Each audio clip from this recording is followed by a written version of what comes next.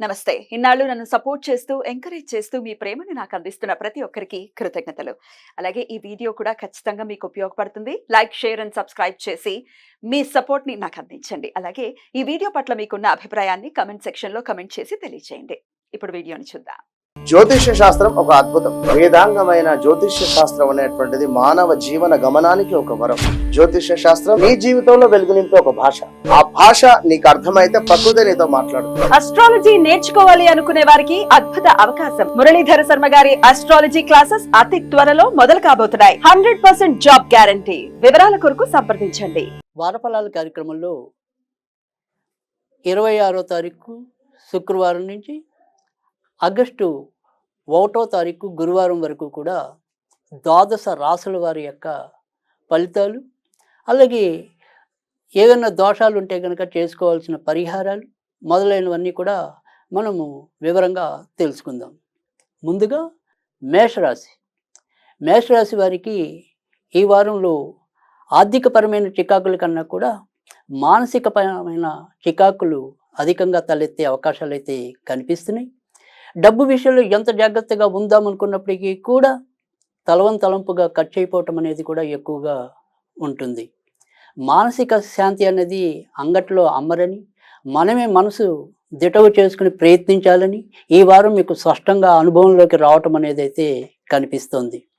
బంధు వర్గీయులతో ఎంత జాగ్రత్తగా ఉందామనుకున్నా వారి ద్వారా ఏవో ఒకటి తలంపుగా ఇబ్బందులు తలెత్తే అవకాశాలు అయితే కనిపిస్తున్నాయి. కనుక ఈ వారం అంతా కూడా సాధ్యమైనంత వరకు కూడా దుర్గాదేవికి సంబంధించిన పూజలు చేసుకోవటం, లేదా ప్రతిరోజు కూడా దుర్గాదేవికి అవకాశం ఉంటే దద్దోజనం కానీ పులిహార కానీ నివేదన చేస్తే ఉన్నంతలో మంచి జరిగే అవకాశాలు అయితే ఉంటాయి. వృషభ రాశి వారికి మొదటి 3 రోజులు కూడా ఎక్కువ అనుకూలమైన ఫలితాలు కనిపిస్తున్నాయి. ఉద్యోగాల్లో మార్పు కోసం ప్రయత్నించిన, లేదా పదోన్నతుల కోసం ప్రయత్నించినప్పటికీ కూడా అవి ఖచ్చితంగా కొద్దిగా శ్రమపడితే వీరి తలుపు తట్టే అవకాశాలు అయితే ఎక్కువగా కనిపిస్తున్నాయి. ఇంకా వారం మధ్య నుంచి బంధుమిత్రాదులతో జాగ్రత్తగా ఉండాలి. ముఖ్యంగా ఆడ బంధువుల విషయంలో మనం మధ్యవర్తిత్వం చేయటం, వారి తరపున వకలతా పుచ్చుకుంటే లేనిపోని అపార్థాలకి, అనుమానాలకి తావిచ్చేలాగా సంఘటనలు వాటికి అవే సృష్టించబడటం అనేది కూడా కనిపిస్తుంది. ఇక వ్యాపారస్తులకైతే కనుక చెప్పుకోదగిన ఇబ్బందులు అయితే ఏమీ కనిపించటం లేదు. అయినప్పటికీ కూడా ఈ వారం ఎక్కువగా ఆంజనేయ స్వామికి సంబంధించిన పూజలు చేసుకోవటం అనేది మంచిది. ప్రతిరోజు కూడా ఆంజనేయుడికి అవకాశం ఉంటే అరటిపళ్ళు కానీ అప్పాలు కానీ నివేదన చేయటం వల్ల కూడా మంచి జరిగేటి పని అయితే ఉంటుంది. మిథున రాశి వారికి ప్రస్తుతం వ్యయంలో గురుడు కుజుడు సంచరించడం, అలాగే లాభంలో లేదా రాజ్యస్థానంలో రాహు యొక్క సంచారం, వీటి వల్ల కూడా వృత్తి ఉద్యోగాల్లో తరచూ ఏవో రకమైన ఇబ్బందులు తలెత్తడం అనేది కనిపిస్తోంది. ఉద్యోగంలో ఎంత జాగ్రత్తగా ఉందామనుకున్నప్పటికీ కూడా మనని అపార్థం చేసుకునే పరిస్థితులు కానీ, వేలెత్తి ఎక్కిరించే మనుషులు కానీ చోటు చేసుకునే విధానం అయితే కనిపిస్తోంది. ఇక అమ్మగారి ఆరోగ్య విషయంలో కొద్దిగా శ్రద్ధ వహించాలి. భార్యాభర్తల మధ్య చిన్న కలహాలు అయితే తప్పనిసరిగా ఉండటం అనేది కూడా కనిపిస్తోంది. కొత్తగా ఉద్యోగాలకు మార్పు కోసం ప్రయత్నించే వాళ్ళైతే గనక 27వ తారీఖు తర్వాత నుంచి ప్రయత్నించడం అనేది మంచిది. ఈ వారంలో వీరు ఎక్కువగా సుబ్రహ్మణ్య స్వామికి సంబంధించిన పూజలు చేసుకోవాలి. అవకాశం ఉంటే గనక ఈ వారం రోజులు కూడా సుబ్రహ్మణ్య కరావలంబ స్తోత్రం చదువుకుంటే ఉన్నంతలో మంచి జరిగే అవకాశాలు అయితే ఉంటాయి. కర్కటక రాశి వారికి అయితే కనుక ఈ వారం అంతా కూడా పై అధికారుల యొక్క ఒత్తిడి అధికమయ్యే అవకాశం అయితే ఉంటుంది. వ్యాపారస్తులకి మిశ్రమ ఫలితాలు లభించడం అనేది, అంటే లాభం వస్తున్నట్టే వచ్చి ఏదో విధంగా మళ్ళీ ఆగిపోతూ ఉండటం, ఒకరోజు బాగుంది అనుకునే టైంకి రెండో రోజుకి వచ్చేప్పటికి అది మళ్ళీ వెన్ను తిరగటం అనేది, ఈ రకమైన ఊగిసలాట ఎక్కువగా కనిపించడం అనేది అయితే కనిపిస్తుంది. స్వయం వృత్తుల్లో ఉన్న వాళ్ళకైతే కనుక కొత్త అవకాశాలు మెండుగా రావటం అనేది ఉంది. అలాగే సామాజిక సాంస్కృతిక కళల్లో ఉన్న వాళ్ళకి, ఆయా రంగాల్లో ఉన్న వాళ్ళకి విశేషమైన శుభ ఫలితాలు ఎదురయ్యే అవకాశాలు కూడా కనిపిస్తుంది. అయినప్పటికీ కూడా ఈ వారం అంతా కూడా వీరు ఎక్కువగా నరసింహస్వామికి సంబంధించిన పూజలు చేసుకోవడం అనేది మంచిది.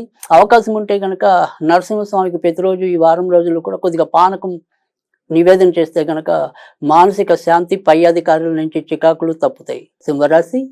సింహరాశి వారికి అయితే గనక ఈ వారంలో అధిక భాగం మంచి ఫలితాలు కనిపించడం అనేది అయితే ఉంటుంది. అయినప్పటికీ కూడా 31వ తారీఖు లోపే ముఖ్యమైన పనులన్నీ కూడా పూర్తి చేసుకోవడం మంచిది. 31వ తారీఖు నుంచి వృత్తి ఉద్యోగాల కారకుడు శుక్రుడు రాశిలోకి ప్రవేశించడం వల్ల అక్కడ ఏవో రకమైన ఇబ్బందులు ఎదుర్కొనే అవకాశాలు అయితే కనిపిస్తున్నాయి. కనుక సాధ్యమైనంత వరకు ఏవైతే ముఖ్యమైన పనులు ఉంటాయో ఆ ముఖ్యమైన పనులన్నింటినీ కూడా వాయిదా వేయకుండా 31 లోపే చేసుకోవటం అనేది కూడా అవసరమని తెలుస్తుంది. ఇక దూర ప్రయాణాలు చేయాలనుకునే వాళ్ళకైతే కనుక దూర ప్రయాణాలు సాధ్యం అవటం అనేది ఉంటుంది. కొత్తగా పెళ్లి కావాలి అనుకునే వాళ్ళకి పుబ్బ లేదా ఉత్తర ఈ నక్షత్రాల వాళ్ళకైతే గనక ఎక్కువ మంచి జరిగే అవకాశం కూడా కనిపిస్తోంది. ఏదైనప్పటికీ కూడా చేసే వృత్తి ఉద్యోగాల్లో అయితేనేమి, ఇంట్లో ఉండే మానసిక ఆందోళన కోసం అయితేనేమి ఈ వారం అంతా కూడా వీరు వినాయకుడికి సంబంధించిన పూజలు చేసుకోవటం అనేది మంచిది. లక్ష్మీ గణపతి ఆరాధన మరింత ప్రయోజనం చేకూర్చడం అనేది కూడా ఉంటుంది. ఈ వారం అంతా సాధ్యమంత వరకు కూడా లక్ష్మీ గణపతికి మనం ఇంట్లోనే ఏదైనా సరే బెల్లం కానీ, తొక్కుడు లడ్డు కానీ నివేదన చేయటం వల్ల కూడా మంచి జరిగే విషయం అయితే ఉంటుంది. కన్యారాశి వారికి అయితే గనక ఏదైనా సరే కోర్టు పరమైన సమస్యలు ఉంటే గనక ఆ సమస్యల్లో వీరికి ఈ వారంలో కొంతవరకు అనుకూలమైన ఫలితాలు లేదా వీరికి అనుకూలకంగా తీర్పులు వచ్చే అవకాశాలు అయితే కనిపిస్తున్నాయి. అమ్మగారి ఆరోగ్య విషయంలో మాత్రం ముఖ్యంగా 29వ తారీఖు నుంచి 31వ తేదీ మధ్య ఒకంత జాగ్రత్తగా ఉండటం అనేది అవసరం. ఇక వీరికి కూడా శ్వాసకు సంబంధించినవి కానీ, ఊపిరితిత్తులకు సంబంధించినవి ఏమైనా సరే కొంతవరకు ఇబ్బందులు తలెత్తే అవకాశాలు అయితే లేకపోలేదు. కనుక ఈ వారం అంతా కూడా వీరు సాధ్యమైనంత వరకు కూడా నరసింహస్వామికి సంబంధించిన పూజలు చేసుకోవటం మంచిది. అలాగే అవకాశం ఉంటే కనుక నరసింహస్వామికి ప్రతిరోజు కూడా కేసరి నివేదన అనేది మంచి ఫలితాలు ఇస్తుంది. తులారాశి వారికి అయితే కనుక ఈ వారంలో అధిక భాగం మంచి ఫలితాలు కనిపిస్తున్నాయి.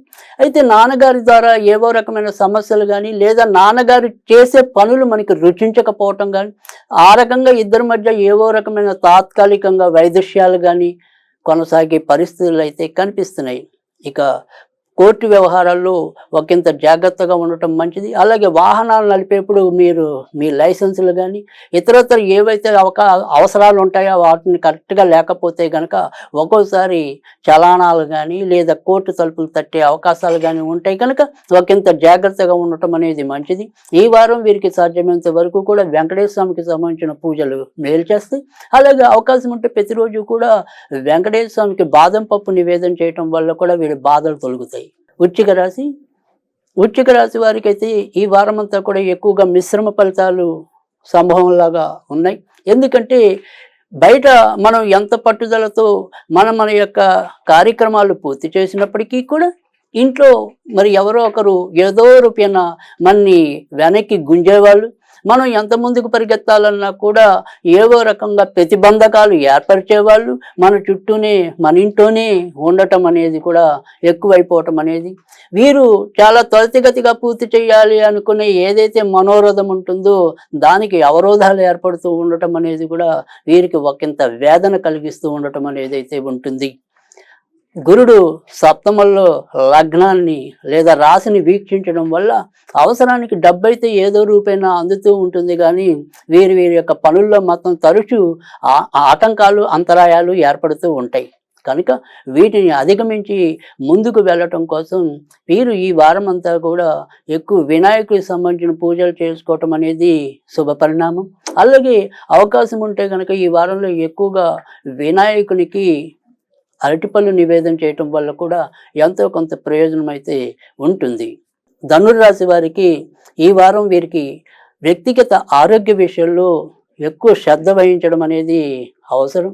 ముఖ్యంగా దీర్ఘకాలిక రోగాలు ఏవో రకంగా పొడసూపటం, అలాగే ఒక్కోసారి ఎప్పటికప్పుడు ఏవైనా సరే మనకి సామాజికంగా వచ్చే అంటే వైరస్ కానీ ఇలాంటి వాటి పరంగా వచ్చే ఏవైనా సరే అనారోగ్యాలు కూడా అప్పటికప్పుడు ఎదురయ్యే అవకాశాలు కూడా కనిపిస్తున్నాయి. కనుక ఇటు ఆర్థిక విషయాల్లో పెద్దగా చెప్పుకోదగిన ఇబ్బందులు అయితే ఉండవు, కానీ ఆరోగ్యపరంగా మాత్రం ఒకటి వదిలితే ఇంకోటి, ఇంట్లో మనకి బాగుంటే ఇంకోళ్ళకి బాగుండకపోవటం, ఈ రకంగా మాత్రం ఇబ్బంది పడటం అనేది అయితే ఎక్కువగా కనిపిస్తుంది. ఇక స్వతంత్ర వృత్తుల్లో ఉన్న వాళ్ళకైతే కనుక ఈ వారంలో అనుకోకుండా వారి యొక్క సంకల్పాలు నెరవేరే అవకాశాలు కూడా లేకపోలేదు.